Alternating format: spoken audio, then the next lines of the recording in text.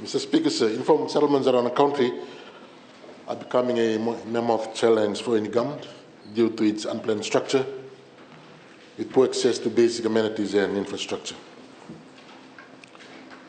Today, the Ministry of Housing has acquired and also development leases as well as obtained consent from Lands Department of 48 informal settlements since 2010, out of which 44 are located on Itauke land and 4 on state land. These development leases, Mr. Speaker, are spread throughout Fiji, with 13 settlements located in Central Division, 14 in the Northern, and 21 settlements in Western Divisions. And just by way of background, Mr. Speaker, it's very interesting to note that from these 48 development leases, 31 were acquired in 2 years, 2017 and 2018. Mr. Speaker, 3 out of the 48 settlements, informal settlements, Dhuvu, in Nandronga, Lenusasa in Livunandi, and Noindamdamu in Nausori, have had the upgrades completed in 2022. These settlements are now in the process for lot allocation. Regards to these settlements, Mr. Speaker, sir, the Dhuvu Informal Settlement Lot Allocation Committee have completed assessing these applications. Wandamdamu sitting residents have submitted their applications for their house blocks as well as an expression of interest were accepted until 10th of July 2024. Upon the completion of the Wandamdamu lot allocation process, the Ministry will then commence with Land Rusasa lot allocation.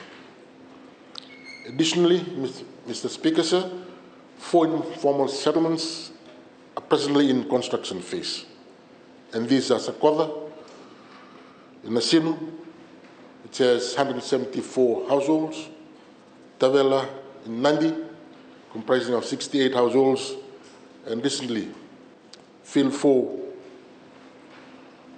in Lotoka, 77 households, as well as Torre in Lotoka 2, comprising of 59 households.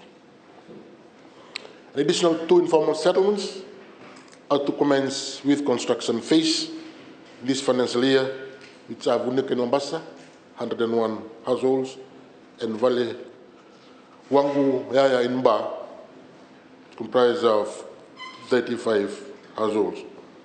The total cost of these upgrades in these settlements is around $30 million, Mr. Speaker, sir. Mr. Speaker, sir, planning works also underway for 16 informal settlements. These are located in Lobo Seaside, Mbare, Delisaweni, Tukutoro, Luisila, Delenamais informal settlements, Lotoka, Wale Wanguyaya,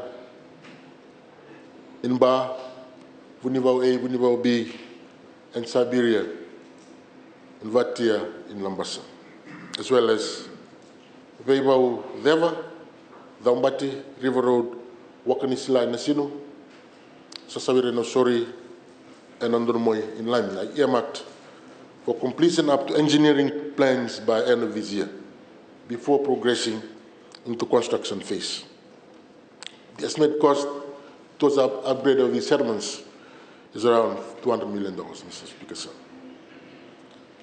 Mr. Speaker, sir, completion of preparation works indicates that topographic surveys, scheme plans, environmental impact assessments, geotech survey, and engineering plans are completed, allowing the commencement of construction works.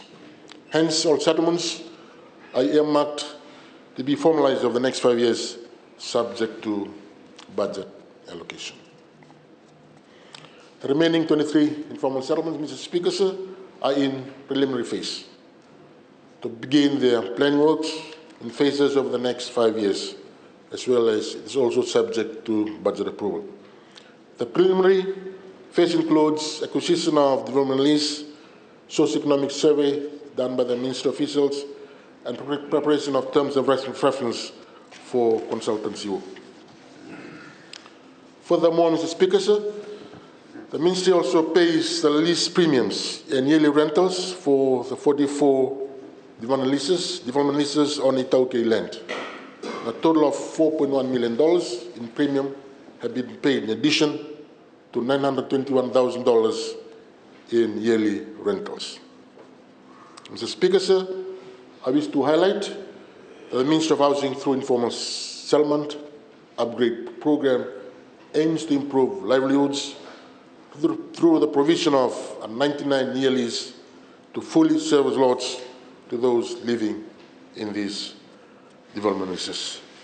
Thank you, Mr. Speaker, sir.